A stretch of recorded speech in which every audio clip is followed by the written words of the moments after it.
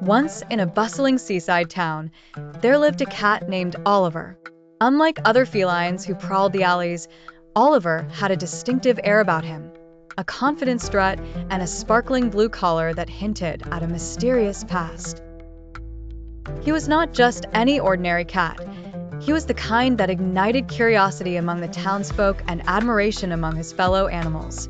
Oliver had a peculiar habit of disappearing every Friday evening, only to return the next morning with tales so fanciful that only a few believed them.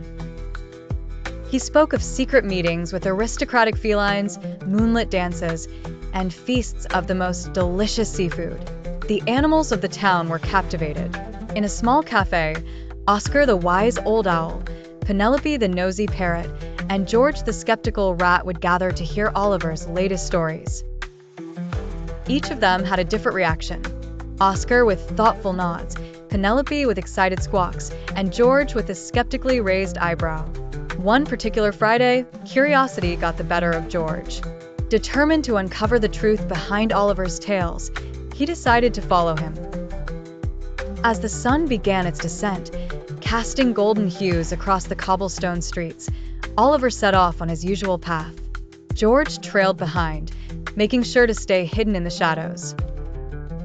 Oliver trotted through the winding alleys, past the market square bustling with evening shoppers, and into the old part of town. He stopped before an ancient, slightly ajar wooden door that seemed forgotten by time. Slipping inside without a backward glance, Oliver vanished. George approached cautiously, peering inside the dimly lit room. To his surprise, it wasn't empty. A group of cats dressed in ornate collars and capes were gathered around a large table, laden with the finest fish delicacies.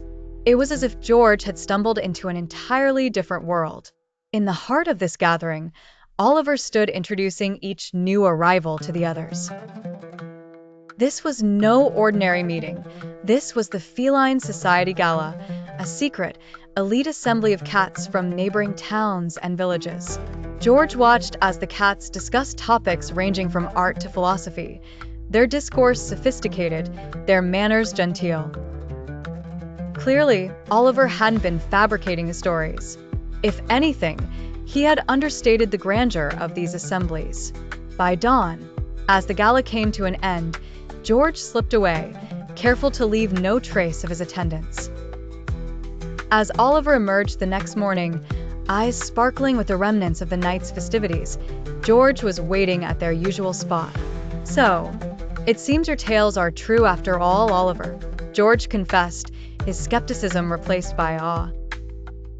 Oliver grinned, a glint of mystery in his eyes. "I told you, didn't I? Some things have to be seen to be believed." From that day on, George listened intently to Oliver's stories, as did the rest of the animals. And while most of them would never witness the splendor of the Feline Society Gala, they found delight and inspiration in the possibility that such a magical world existed, just beyond their reach, through the eyes of an extraordinary cat named Oliver.